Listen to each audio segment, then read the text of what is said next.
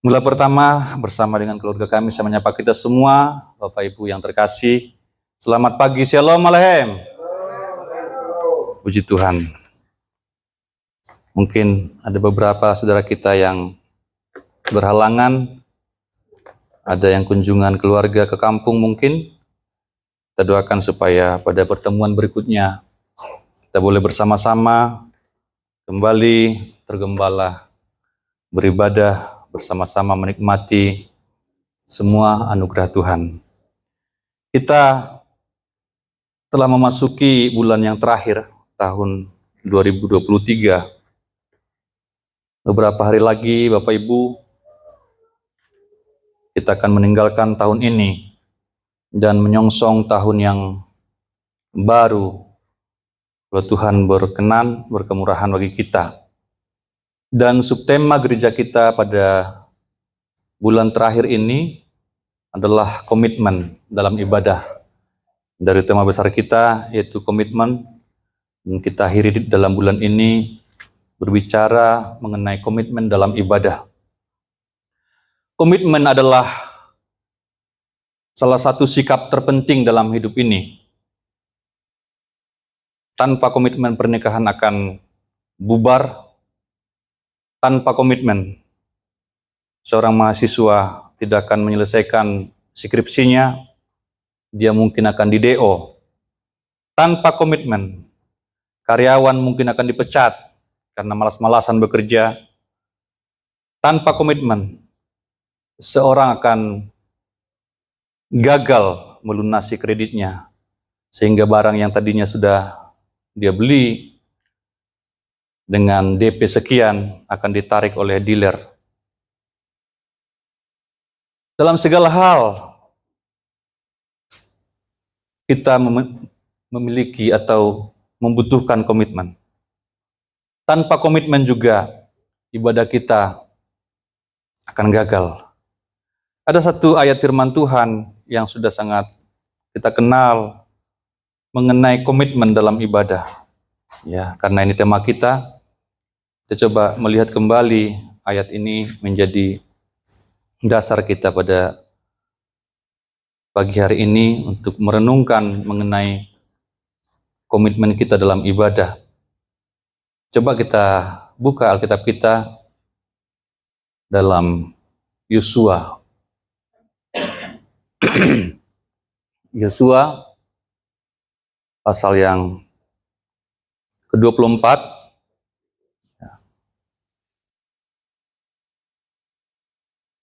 Ayat 15, Yosua pasal 24 ayat 15. Satu ayat saja kita akan baca bersama-sama dengan suara yang terbaik. Yang sudah ketemu katakan amin. Ya, kita baca bersama-sama dengan bersemangat. 1, 2, 3. Namun, jika kamu menganggap tidak baik untuk beribadah kepada Tuhan, pilihlah pada hari ini kepada siapa kamu akan beribadah. Ilah-ilah yang kepadanya nenek moyangmu beribadah di seberang sungai Efrat, atau ilah-ilah orang Amori yang negerinya kamu diami ini. Tetapi aku dan seisi rumahku, kami akan beribadah kepada Tuhan. Coba sekali lagi Bapak Ibu, tadi masih ada yang saling mendahului. Kita baca sekali lagi, 1, 2, 3. Namun jika kamu menganggap tidak baik untuk beribadah kepada Tuhan, pilihlah pada hari ini kepada siapa kamu akan beribadah. Ilah-ilah yang kepadanya nenek moyangmu beribadah di seberang sungai Efrat, atau ilah-ilah orang Amori yang negerinya kamu diami ini. Tetapi aku dan seisi rumahku, kami akan beribadah kepada Tuhan. Ya, ini yang akan kita coba renungkan pada kesempatan ini. Pertama, saya ambil poin dari ayat ini. Ibadah adalah perspektif. Ya, coba dibantu. Dikatakan tetapi jika kamu anggap tidak baik untuk beribadah kepada Tuhan. Tetapi jika kamu anggap tidak baik beribadah kepada Tuhan. Saya berhenti sejenak di sini. Ya. Ternyata ada orang yang menganggap ibadah itu tidak baik. Sebelumnya ya. Ada orang yang menganggap ibadah itu tidak baik. Ada orang yang menganggap tidak baik beribadah.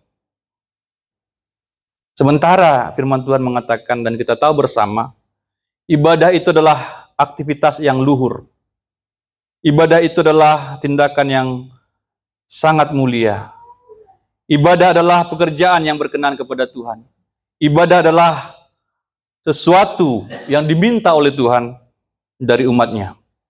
Kalau kita baca kitab Keluaran, ketika Allah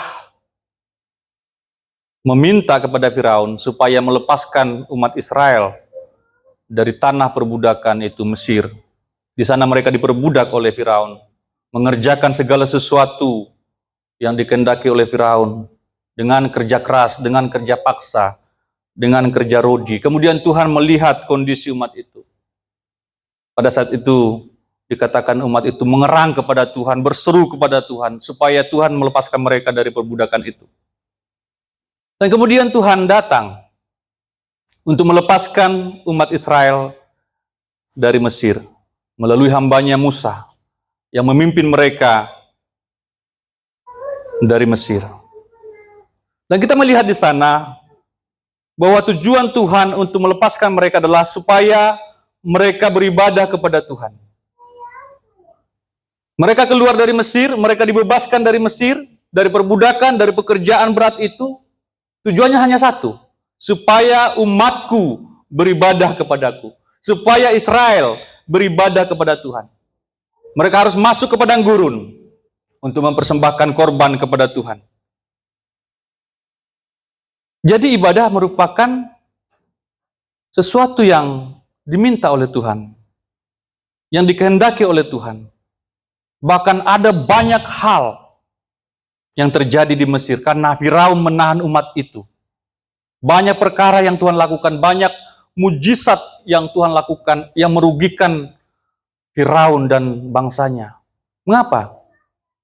Karena Firaun menahan umat Tuhan, karena Firaun menahan bangsa Israel, tidak mengizinkan Israel untuk beribadah. Ya. Ibadah ini adalah ibadah yang Tuhan minta.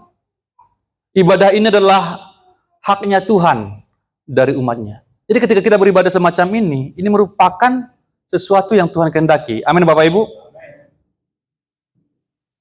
Itu yang Tuhan mau, itu yang Tuhan kehendaki.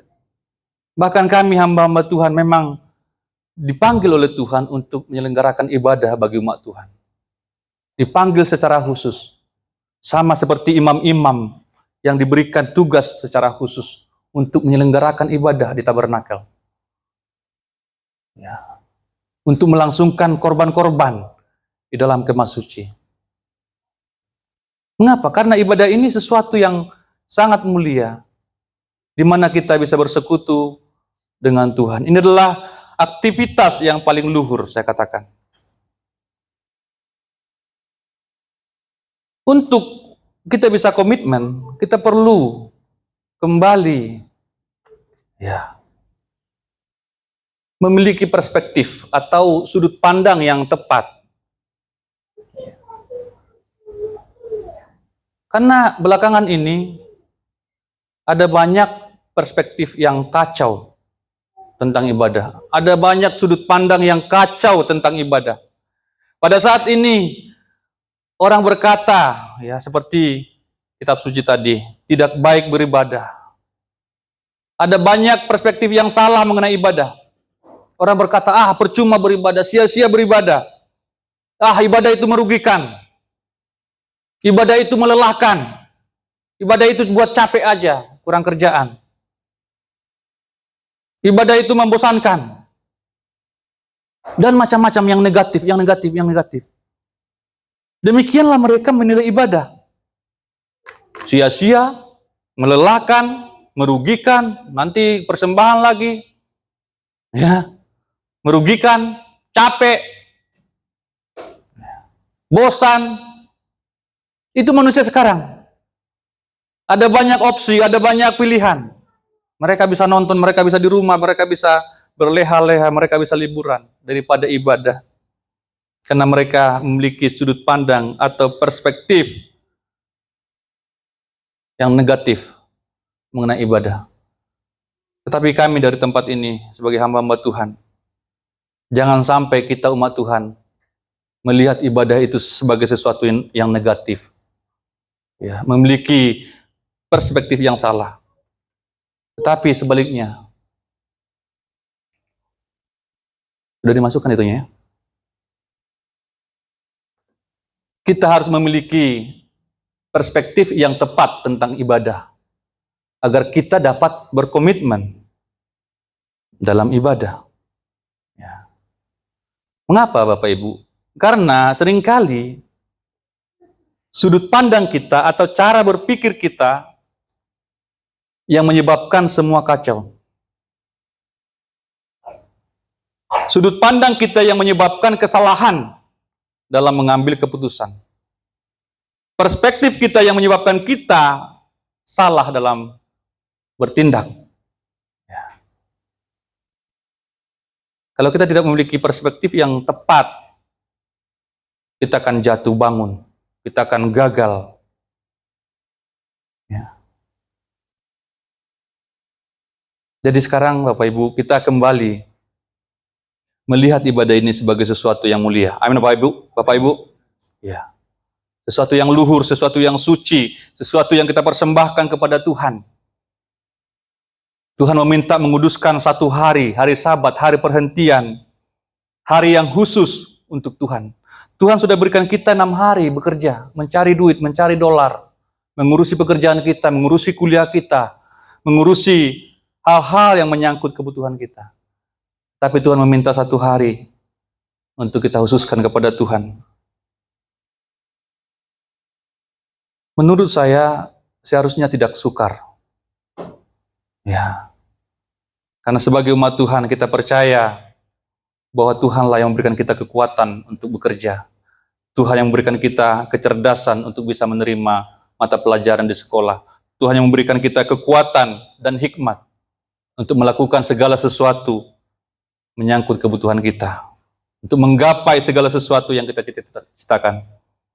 Tetapi kita kembali mengingat perintah Tuhan, mengingat Tuhan untuk ada satu hari, ada satu waktu yang kita berikan spesial kepada Tuhan. Kita kembali melihat pentingnya ibadah ini. Ya. Dan saya melihat ini Bapak Ibu, yang paling drop itu sejak COVID ya. Jadi dari COVID itu saya lihat umat Tuhan itu makin ke sini makin tidak menghargai ibadah. Karena waktu COVID kita harus di rumah, ya. Di situ pun sudah mulai, ya, dibuka online semacam ini dari gereja masing-masing. Ada yang di rumah sambil tiduran, ada pakai celana pendek, ada belum cuci muka, ya, karena ya online. Sesuatu yang negatif terjadi. Sebenarnya itu diberikan sebagai fasilitas karena memang pada saat itu pemerintah mengharuskan kita jaga jarak. Ya, tetapi saya lihat akibat dari situ, ya umat Tuhan makin lengah dalam ibadah. Tidak semangat lagi dalam ibadah. Tidak menganggap pertemuan dengan saudara-saudara seiman ini sebagai sesuatu yang penting. Ya. Sudah diputuskan oleh pemerintah bahwa tidak ada lagi COVID, tetap juga tidak mau ibadah. Sampai sekarang masih ada seperti itu. Malahan dia dari rumah saja, ya, tidak mau lagi ke gereja. Tetapi kami himbau dari tempat ini, Gunung Hermon bukan seperti itu. Amin, Bapak Ibu. Amen. Mari kita kembali menyadari pentingnya ibadah ini. Untuk ibadah umat Israel ada banyak korban. Ya. Dari sebelum mereka berangkat, sebelum mereka keluar dari Mesir, ada banyak korban yang berjatuhan di Mesir. Dan ketika mereka juga sudah ada di padang gurun melakukan ibadah itu, ada banyak korban juga yang harus disembelih. Ya, domba-domba yang Tuhan minta, sapi, lembu sapi yang Tuhan minta sebagai korban ibadah. Memang Bapak Ibu, namanya ibadah itu identik dengan pengorbanan. Ya. Semua ibadah dalam perjanjian lama itu korban.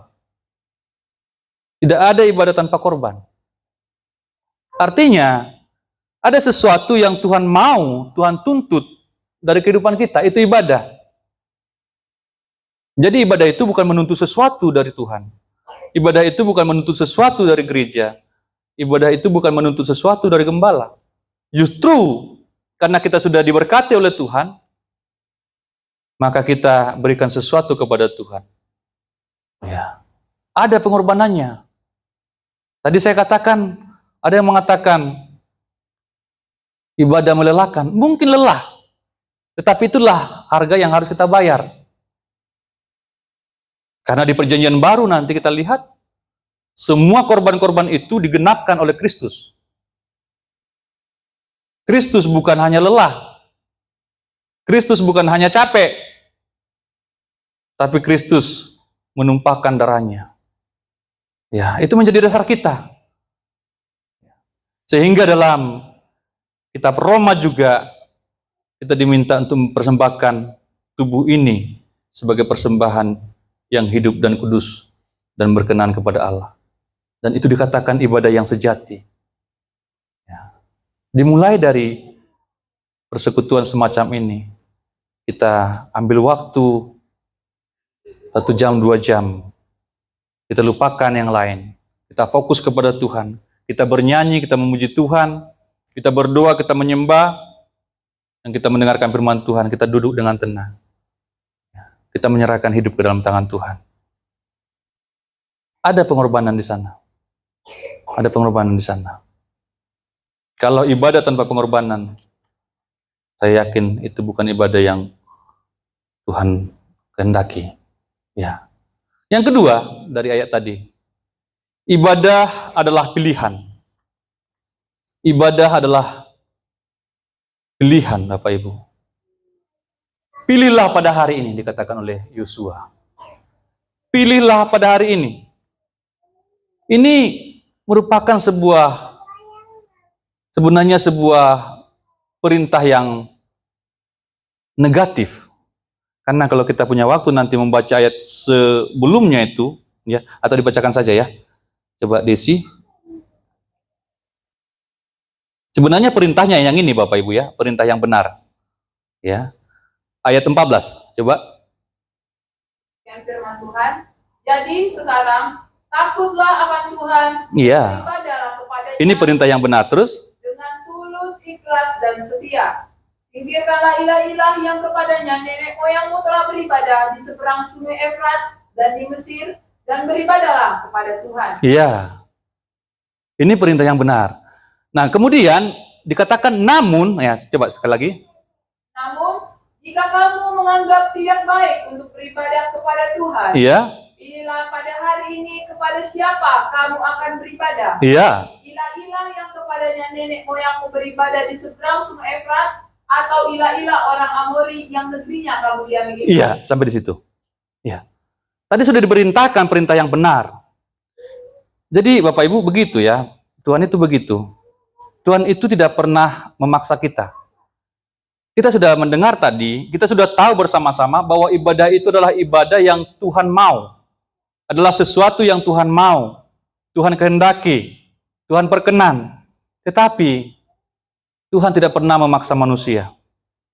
Tuhan hanya memberikan perintah. Ya, tetapi tidak pernah memaksa. Itu dari awal begitu Bapak Ibu. Dari awal begitu. Dari larangan Tuhan kepada Adam dan Hawa itu. Ya. Tetapi ketika Adam dan Hawa menolak perintah itu atau memberontak, Tuhan pun tidak memegang tangan si Adam atau si Hawa.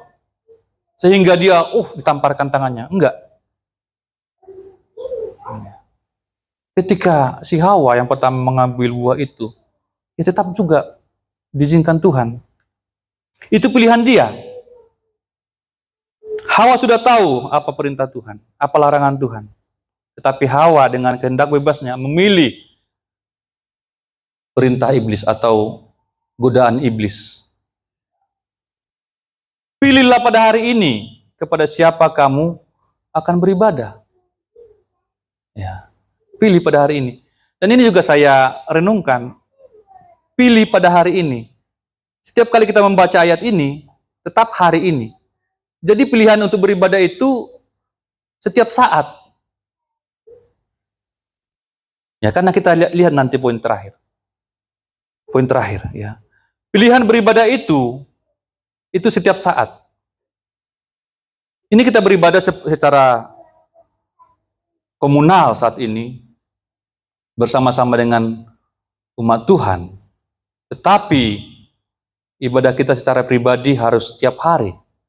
Makanya katakan, pilihlah pada hari ini. Kita bisa memilih beribadah kepada Tuhan yang benar di hari Minggu. Tetapi hari Senin ketika kita baca ayat ini, pilih lagi hari Senin. Apakah hari Senin kita beribadah kepada Tuhan?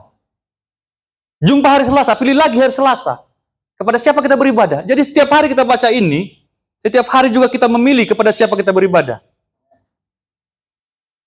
Jadi bukan hanya hari Minggu beribadah kepada Tuhan, bukan hanya hari tertentu yang ditetapkan oleh gereja atau kesepakatan kita. Setiap hari kita harus memilih, setiap waktu kita harus memilih.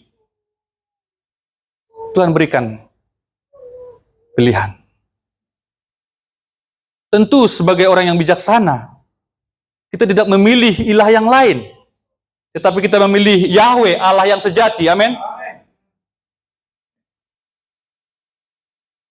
Setiap hari Bapak Ibu, kita diperhadapkan selalu tarik-menarik.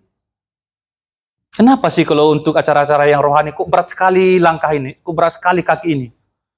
Iya kan? Tapi ketika Chen Shulan memanggil, oh, siap. Chen Shulan. Ya. Tapi ketika Tuhan memanggil beribadah, ayo beribadah umatku. Kok berat sekali, kok kayak rematik semua umat ini. Ya. Coba pikirkan itu Bapak Ibu. Anggota-anggota itu kasih apa sih? Kadang barang-barang yang tidak kita butuhkan kan? Kasih kalender lah, kasih spanduk lah. Ayo ya, foto-foto di depan spanduk ya.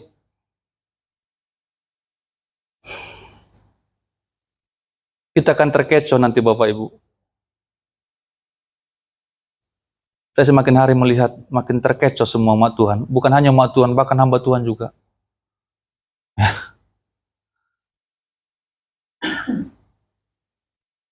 Kemarin kami ikut Natal GPT, AMB GPT. Memang AMB GPT, ya, anggota Majelis Besar Sebatam.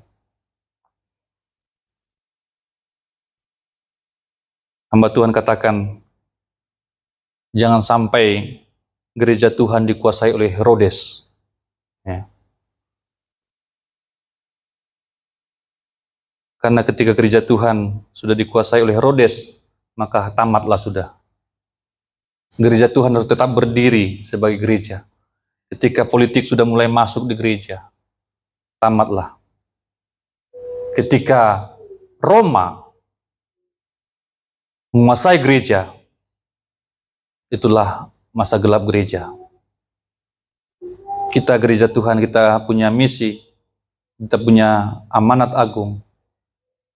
Ya, kita dorong anak-anak kita dorong umat Tuhan untuk hadir di politik, tetapi gereja jangan berpolitik. Secara praktis. Ya. Kalau ada umat Tuhan, ada jemaat kita, ada anak kita yang berbakat di sana, kita dorong. Kita didik baik-baik untuk duduk di sana. Tetapi gereja Tuhan punya misi yang khusus. Amin Bapak Ibu? Amin. Ya. Jangan sampai diseret oleh Herodes. Herodes itu adalah pemimpin-pemimpin pemerintah. Ya. Pilih pada hari ini. Pilih pada jam ini. Pilih pada detik ini. Kepada siapa kamu beribadah. Karena di tengah-tengah rumah ibadah saja, pikiran kita bisa melayang-layang. Makanya Potagaul sering menegur, masih di sini kan? Apalagi sekarang kita sudah dekat mall ini. Oh, udah di otaknya nih, nanti saya ke mall ini. Nanti saya beli es ini, es cendol. Nanti Bapak Ibu ya, dekat di situ ya. Jangan dulu belanja pikirannya ya. Fokus dulu 2 jam. Paling 2 jam kita di sini. Ya, fokus.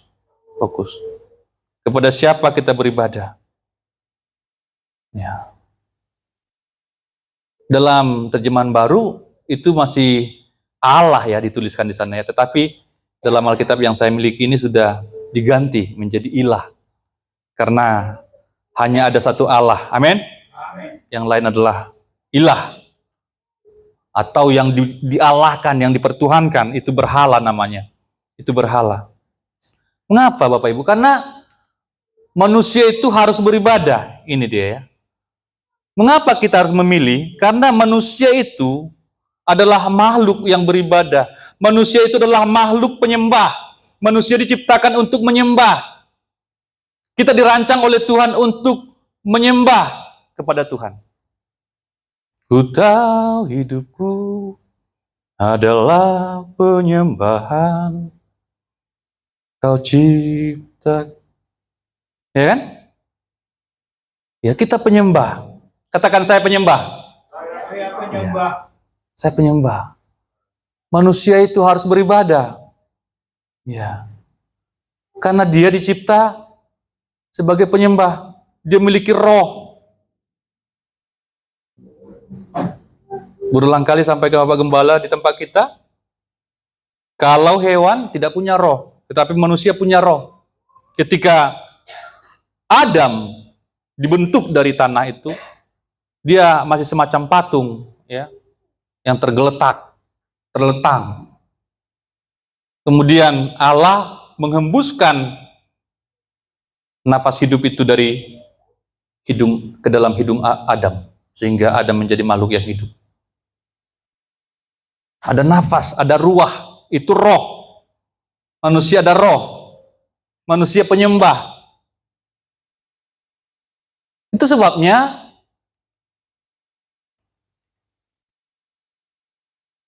kalau kita tidak beribadah kepada Tuhan yang sejati atau Tuhan yang benar, maka secara langsung otomatis kita akan beribadah kepada yang bukan Tuhan. Beribadah kepada Tuhan atau berhala. Kalau bukan Tuhan, berhala. Kalau bukan Tuhan, berhala. Ya, karena kita harus selalu beribadah, selalu menyembah. Ini merupakan warning bagi kita, Bapak, Ibu, Saudara. Menjadi peringatan bagi kita. Bila kita tidak beribadah kepada Tuhan dengan penuh kesetiaan, dengan penuh komitmen, maka kita akan beribadah kepada berhala. Akan menyembah berhala, akan menyembah ilah, akan menyembah sesuatu yang bukan Tuhan. Memang dahulu berhala itu ada wujudnya, wujud patung, wujud pohon mungkin, atau apapun yang dianggap keramat, ada wujudnya. Ya, ada wujudnya. Kita mungkin berkata, saya kan tidak punya patung di rumah. Ya. Saya tidak punya opo-opo di rumah. Saya tidak punya jimat. Saya tidak punya sesuatu yang semacam itu. Saya tidak punya sesuatu yang saya sembah di rumah. Ya. Tetapi apa itu berhala? Saya sedikit di sini Bapak Ibu ya. Apa itu berhala zaman now? Apa itu berhala sekarang? Saya catat di sini Bapak Ibu yang suka mencatat. Ya. Berhala adalah segala sesuatu yang menggantikan tempatnya Tuhan dalam hidup kita. Berhala adalah segala sesuatu yang menggantikan tempatnya Tuhan dalam hidup kita. Berhala adalah segala sesuatu yang menjauhkan kita dari Tuhan. Ya.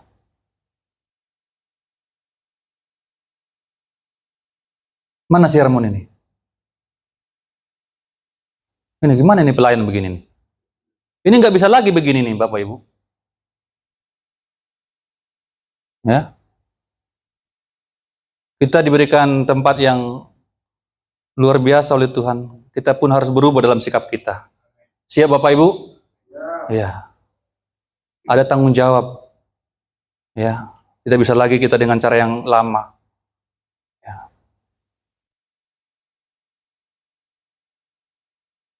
Nah ini dia. Ya. Firman Tuhan yang kita anggap paling penting ditinggalkan. Ya. Berhala adalah segala sesuatu yang menjauhkan kita dari Tuhan. Yang memisahkan kita dari Tuhan. Apapun itu. Itu berhala. Yang memisahkan persekutuan kita dengan Tuhan. Itu berhala.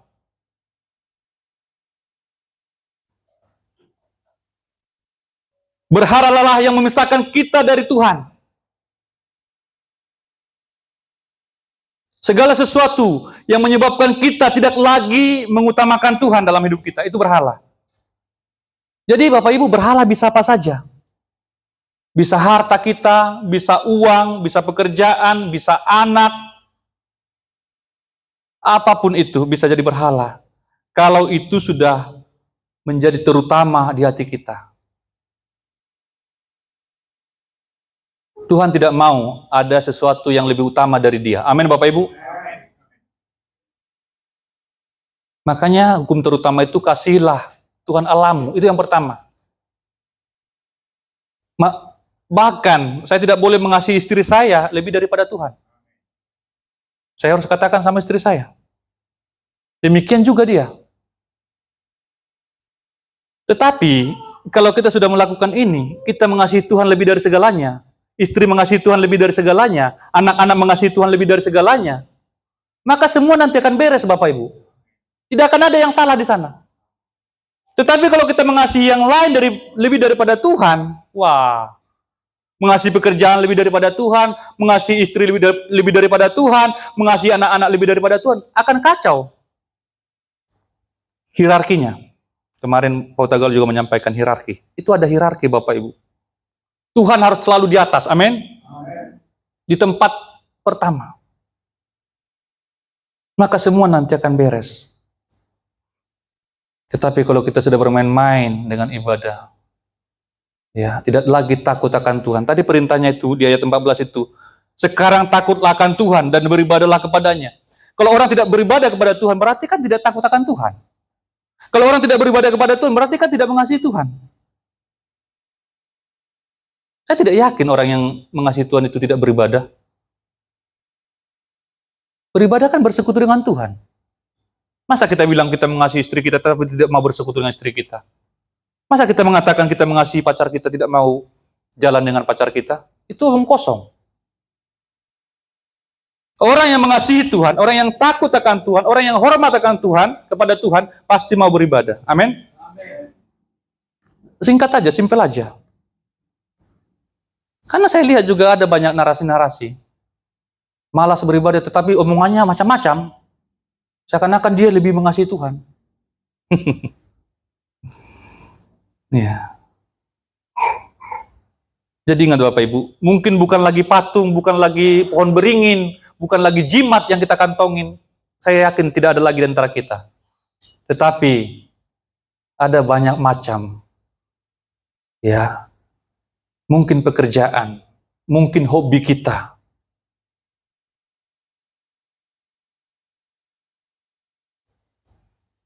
Apa saja bisa menjadi berhala. Ya. Mungkin sinetron. Jam ibadah pas sinetron. Dia tidak beribadah gara-gara sinetron, berarti sinetron berhala bagi dia. Mungkin olahraga, ya, ada tinju. Di hari ibadah, pas tinju. Mike Tyson. Dia tidak beribadah gara-gara ada yang main. Jadi macam-macam Bapak Ibu. Itu berbeda-beda. Berbeda-beda. Tetapi ingat, berhala adalah apapun yang menjauhkan kita dari Tuhan. Apapun yang memisahkan kita dari Tuhan, itu berhala. Tidak perlu berbentuk. Tidak perlu berwujud, tidak perlu kita sembah-sembah. Oh, berhalaku, tidak perlu.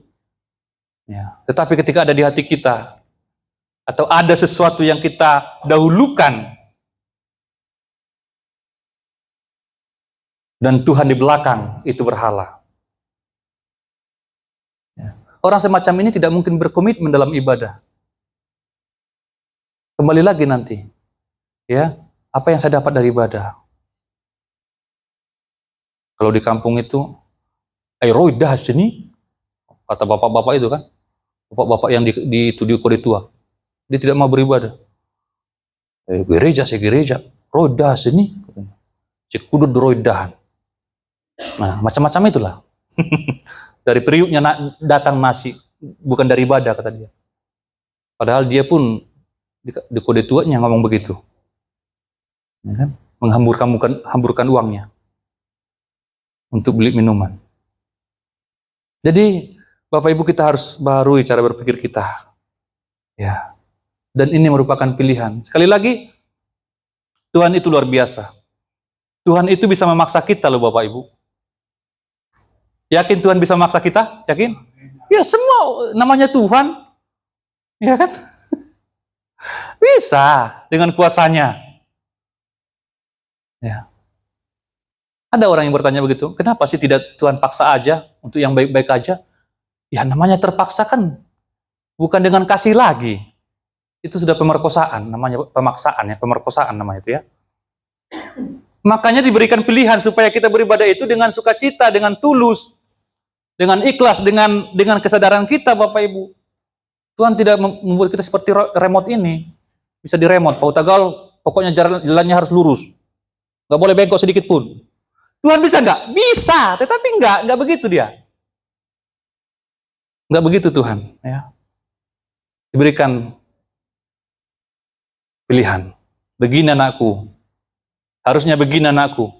Tetapi kembali kepadamu, silakan pilih. Gitu ya. Sehingga kita itu menjadi Kristen yang dewasa. Orang yang memilih itu adalah orang yang dewasa.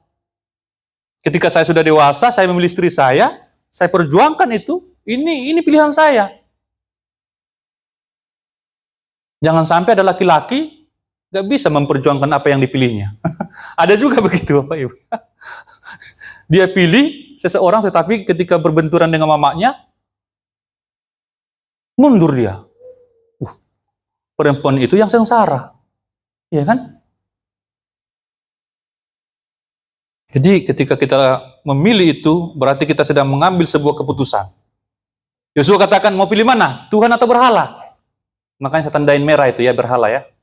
Jangan pilih berhala. Amin? Ya, seindah apapun berhala itu, jangan pilih berhala. Karena itu bukan Tuhan. Itu akan membawa kita jauh. Ya. Yang terakhir Bapak Ibu, saya tidak lama-lama.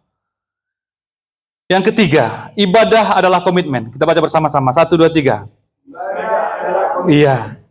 Tetapi aku, ya, kata Yosua, dan seisi rumahku kami akan beribadah kepada Tuhan. Ini adalah komitmen.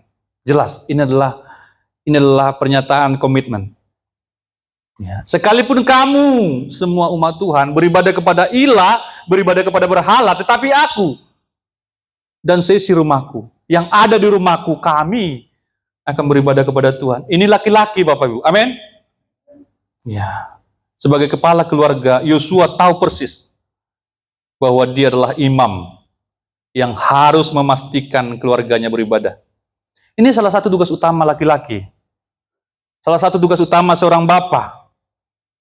Memastikan keluarganya beribadah kepada Tuhan yang benar. Dan kembali saya melihat tugas ini masih seringkali diabaikan oleh bapak-bapak, oleh suami-suami. Ya, oleh orang tua. Seorang ayah pontang-panting, cari pekerjaan, cari uang untuk menafkahi keluarganya, untuk menghidangkan makanan di mejanya. Itu baik, sangat baik. Seorang ayah memberikan pendidikan yang terbaik dan setinggi-tingginya kepada anak-anaknya. Ya, itu sangat mulia. Ada lagu kita kan, lagu Batak. Ugogo pemasari, arian nang botari, la pasikola hon geleki, ikondo sikola, satimbo-timbona. Apalagi? Sikap nina tolap, artinya sekuat tenaga dia berjuang supaya anaknya itu mendapat pendidikan yang tertinggi. Sehingga anaknya itu menjadi orang yang sukses berhasil masa depannya.